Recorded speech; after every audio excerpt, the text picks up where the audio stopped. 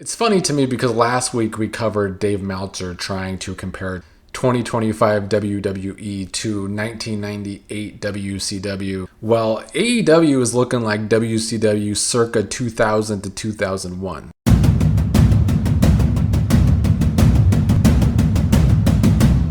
What up, everybody? It is Pro Wrestling Mondays here on OCG TV. And this week, I am dedicating the full video to shitting on Tony Khan. You know, for the past couple of weeks, I talked about it last week, the pro wrestling media and journalists have been hyping up AEW again, giving them these awards that don't mean shit, but trying to say that AEW is the best product right now in pro wrestling, that Tony Khan is booking all these great stories. And then AEW goes this weekend, has their World End pay-per-view, and on display for the entire world at World's End is Tony Khan's shitty booking for all to see. The man just continues to confuse me with anything he decides to do. I don't see him as having any real stakes in his booking anymore. And I think last night was proof of that. Let's begin with the tournament. We have been seemingly heading towards Takeshita, who is supposed to get this big win over Okada at some point. That's what they have been building towards for what seems like a few months now, at least. In this tournament, though, Okada beat him in the semifinals of the tournament, which is fine. I don't think the big win for Takeshita should have came in a semifinal of a tournament. The problem is, however, that in the finals, it's Okada versus Jon Moxley, and Moxley beats Okada. So Okada has now just lost to end 2025, and that's going to take away any momentum for Takeshita. If he gets the win over Okada, it's going to mean less.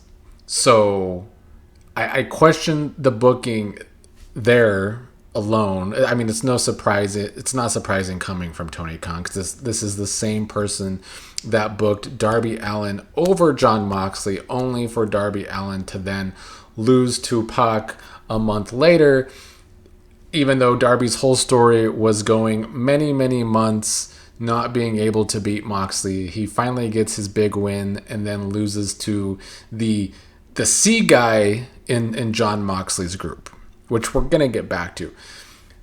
At this pay-per-view in Chicago, first of all, the crowd was not even into it, and this is a Chicago crowd.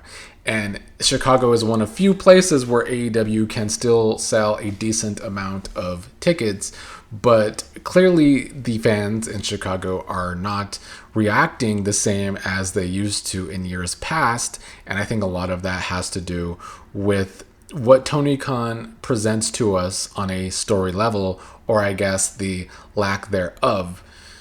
Moxley started his Death Riders group to kill AEW, hence the Death Riders name, because he saw most of the company as not leveling up and not living up to some of its potential, I suppose. And then the group fought off some mid-carders at best for several months.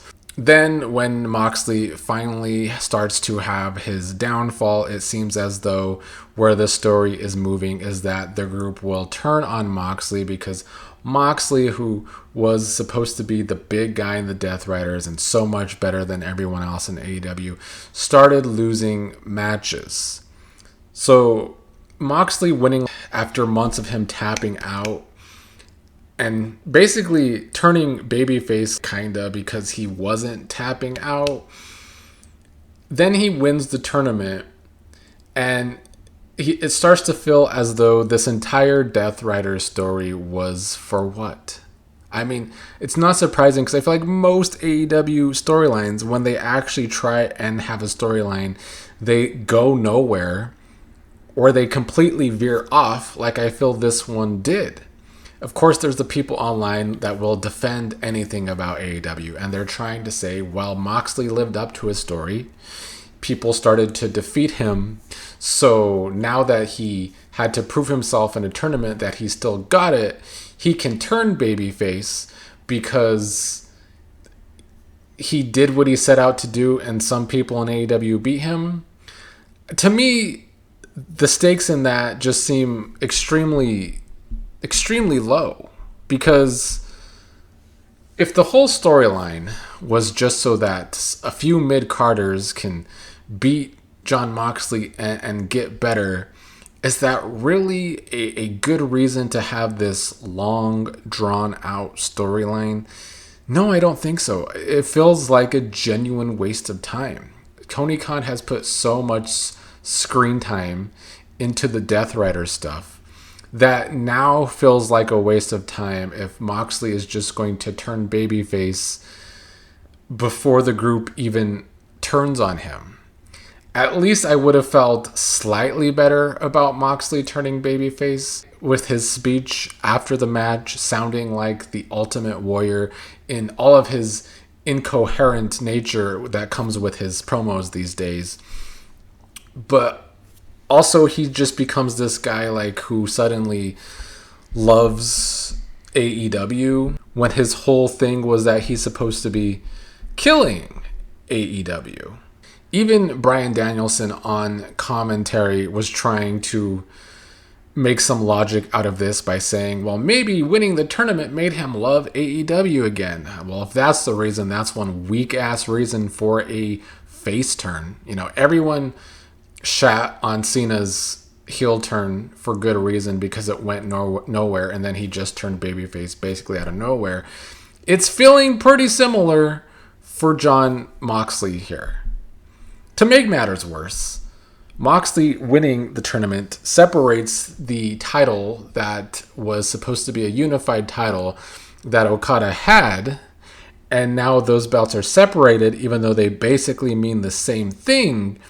So, in my opinion, if Tony Khan knew that he was going to separate the titles and have two different titles that basically mean the same thing, why did he then make that national championship for Ricochet last month or two?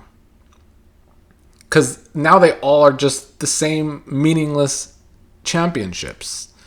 Tony Khan has such a issue with championships in his company, on top of his many issues when it comes to his booking. This is another clear sign of someone that has no idea what the hell he's doing. He genuinely just throws shit out there, and he has enough weirdos online that will defend him at all costs, even when it's stupid as shit, like this whole title thing is now. Two separate titles that mean the same that were supposed to be unified. Plus, Ricochet now has a title that also doesn't mean shit. It's very stupid and infuriating. So that alone was Tony Khan's booking in a nutshell.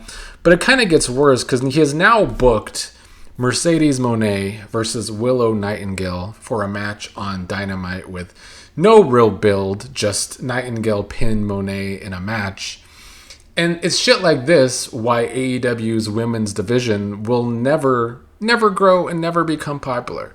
You know, the Chicago crowd was heatless during most of the event on Saturday. But AEW crowds are almost always most dead for the women's matches. And it's because Tony Khan does not put effort into those matchups. He was interviewed by John Alba, who we talked about last week, who gave Tony Khan all those awards. Look at what happens when you kiss Tony Khan's ass. You get an interview with Tony Khan, so Tony Khan can repeat himself like he does in every interview and just say everything in AEW is the best thing ever, and we're going to put on an awesome show this week and next week. Every show we put on is awesome. Then Tony Khan and AEW make this video hyping up the awards that they got from Sports Illustrated as a way to pat themselves on the back. They put this time and effort into a video package for their Sports Illustrated awards, but they never put time and effort into building up their on-screen wrestlers. WWE is great at doing these vignettes for new wrestlers to the roster from NXT going up, or just in general for someone returning. They want to hype up these people so that the fans that watch can care about them more. But no, AEW doesn't put effort into that. They don't put any effort into video packages with the storylines that they present for the matches at the pay-per-view most of the time. I mean, they can't really do that because they don't have coherent storylines going into most matches at the pay-per-view. But nonetheless, in that interview with John Alba, Tony Khan was asked why women have never main evented a pay-per-view in AEW. And this is why.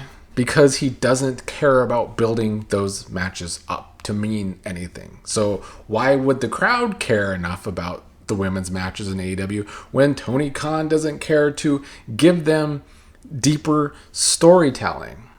So now we have Mercedes Moné versus Willow Nightingale on Dynamite with no real build. Just, it's because Moné lost in a tag match to Nightingale. And now Moné's championship storyline has gone nowhere too. She was winning all those championships, all those smaller championships. She's now started to lose those small championships. And what did it all mean? What did it all mean? It's another incoherent storyline from Tony Khan. Just, it's going nowhere fast. Lastly, MJF is the new AEW champion, which I just feel as though MJF is a shell of his former self. He just goes out there like a caricature most of the time these days. It's funny to me because last week we covered Dave Meltzer trying to compare 2025 WWE to 1998 WCW because only Goldberg was able to save WCW that year, and he was saying that only Cena could save WWE this year. Well, AEW is looking like WCW circa 2000 to 2001. The world title has just changed hands every single month these past 2 months because Hangman lost to Samoa Joe, and then Samoa Joe already drops the title to MJF. And I don't have a problem with that in general. Like, I'm not one of those people that needs a long title reign. In fact, after some of the long title reigns that have been going on in pro wrestling in the 2020s, I don't mind title changes at all.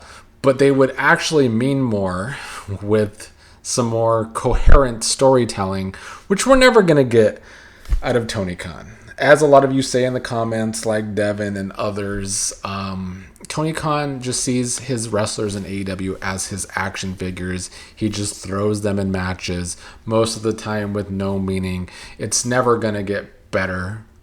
But at the same time, his ticket sales are never going to get better either. And even in cities that he can still have decent ticket sales, like Chicago, the crowds are now kind of dead. It's not looking good.